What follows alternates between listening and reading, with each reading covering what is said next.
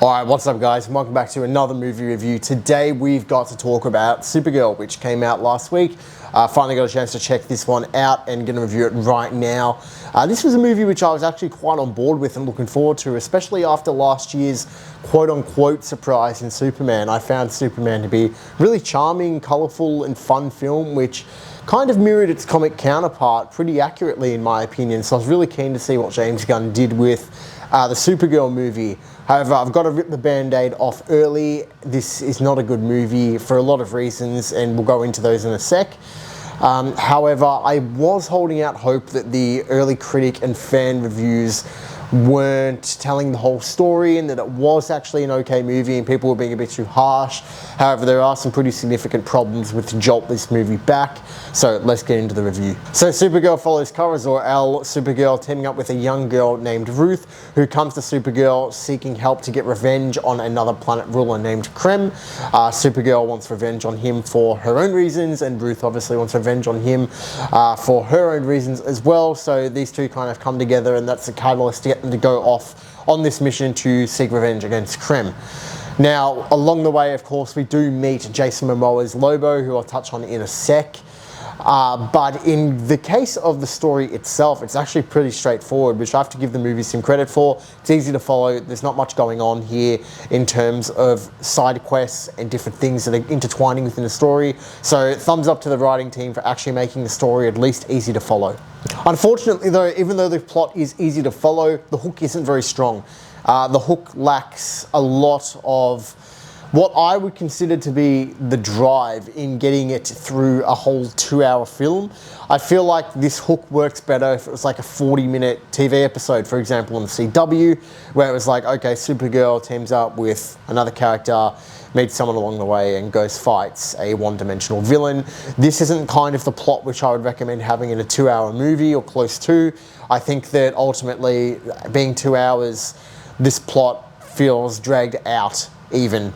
It just feels like this is a self-contained small plot piece which the whole movie revolves around, so I wasn't really on board with it being a feature-length plot. However, like I said, it is easy enough to follow, so I'm sure that non-comic readers and fans alike will appreciate that. Starting off with the characters, I mean, Millie Alcock as Supergirl, Kara Zor-El, I don't really have anything negative to say, but I don't really have much positive to say either. In my opinion, it's a fine performance, but the thing which lets this character down is the writing. Supergirl is really poorly written in the movie. We obviously saw a bit of Supergirl and a bit of what she would be about at the end of Superman.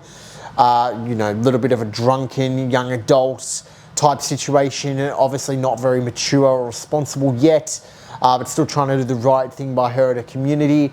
However, in the film, her drunken antics actually come off as a sacrifice to her character. I honestly wish that they would have dropped this immature drunken act fairly early on in the film. It does kind of drag on throughout. Yes, she does get some heroic moments in the film. However, ultimately I feel like it's doing a disservice to her character in allowing me to actually take her seriously. Supergirl also doesn't really have an arc in this movie. She serves very much to draw along the plot with Ruth. Things happen in the film just to move that plot line along and get them to Krem, who ultimately is the most one-dimensional villain that I've seen since Thor: The Dark World. I have a lot to say about him. However, I feel like not writing Supergirl to have an emotional arc in this film, or a significant one at least. Obviously, you know, there's one or two moments here and there, but she doesn't have a significant enough arc for me to be convinced that she needed her own movie. And that's very, very disappointing for a Supergirl film. Supergirl is a character who we haven't seen represented on the big screen yet. Obviously, we had a few TV show appearances throughout her history. So I was keen to see what they did with her arc, and she just unfortunately doesn't have the same quality of arc which Superman got last year in his film, and that's very disappointing. Ruth is a side character as well. It comes across as very whiny and frustrating. Not only does she not have much of an arc, but her motivation is obviously one-dimensional as well. She just wants revenge because Krem has killed off her family and tortured them, so she's not happy about that. Fair enough. I mean, I would be in the same situation. However, ultimately, even though she is a child, even though she may not have the emotional intelligence to go much further than just wanting revenge, it would have been nice to see some writing which actually explored her character a bit more. She's just very whiny throughout the movie. Moving on to Krem, the villain. Krem is just one-dimensional slop, if I'm being honest. There's absolutely nothing to this character at all. His motivation is incredibly weak. He doesn't really have any screen presence at all, and overall just lacks conviction in a villain, which I like when I go to see a superhero film. I like to actually enjoy the hero beating up the villain and winning the day.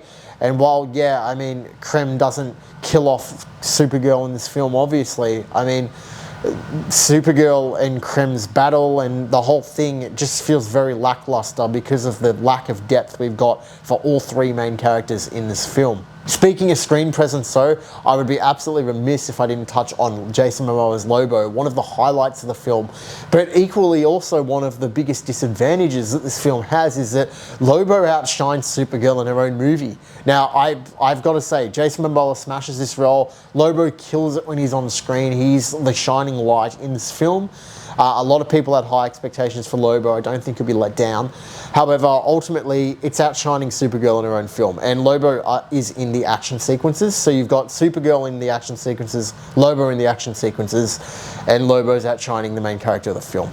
So I don't even know if that was intentional or not, because in some of the scenes, it looks like Lobo's the main character and Supergirl's just there. So I've got to say, Jason Momoa did a smashing job. They did a great job with Lobo. I would honestly love to see an R-rated Lobo film. I reckon that would go hard.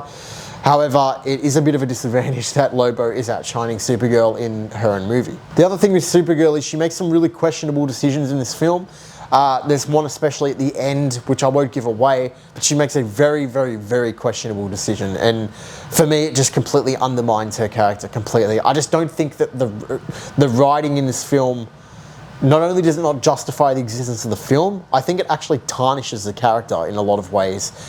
This just isn't the Supergirl which I think that most people are going to expect to see. Obviously we did see her at the end of Superman, which I actually kind of like that because it did lay a bit of a foundation for what we would see in this film, so it wasn't so jarring. However, ultimately, I think that Supergirl, I think that it should have been written more in the sense of how Wonder Woman was, for example, in 2017, where it's focused just on character building and the big emotional moments with the character and leading up to a big heroic victory that's morally right. There's just some questionable things that happened in this movie that was written with the character, which I just don't agree with. Speaking of Superman though, did touch on him before. Superman is going to appear multiple times throughout the movie to remind you this is an interconnected universe. I don't really mind that, although it's definitely a bit jarring sometimes when he just randomly pops up. But yeah, what can you do? It's an interconnected universe, so not going to hate on it. I do like the Superman of the DCU that we're getting at the moment, so yeah, no complaints on that regard. I think the strongest part, apart from Lobo, of the film is we do get an origin story for Kara. There's a little sequence with an origin story for Kara. That scene is actually very emotionally resonant. I do like that scene a lot. That was one of the highlights for sure in this film. And when we're talking about Supergirl's character, that scene probably builds on her character the most, and it's probably the most sound in terms of what I think the intention of the film would be trying to convey. However, we just don't get enough of it because it's not an origin story, which I actually like. I do like how we're not doing origin stories as much now for superheroes because we've seen them a lot. However, I do think that ultimately, in a roundabout, ironic way, an origin story might have actually been the best route to go for this film in actually establishing Kara's character, because the origin sequence is great. It's just a shame that the rest of the runtime doesn't back up Supergirl in the way that she deserves. Overall, I've got to say Supergirl's probably the disappointment of the year so far for me anyway. I just feel like there's too many cheap elements to this film and unearned moments mixed with characters that just are not developed even fractionally to what they deserve to be. Unfortunately, the hook is fairly weak. I will give the film some credit. It doesn't overstay its welcome, but even at 108 minutes, I believe it is, it still feels long. Unfortunately, even though there are a couple bright spots, Lobo's great, Supergirl's origin story sequence was great as well. There's just not enough in this film to justify me recommending anyone even watch it, really. And quite frankly, I'm a little bit concerned about the DCU. I'm not sure who was responsible for writing this film and what went into that. But ultimately, I don't think that we can go on having more films this quality if this DCU is going to succeed. This is definitely a step down from Superman last year.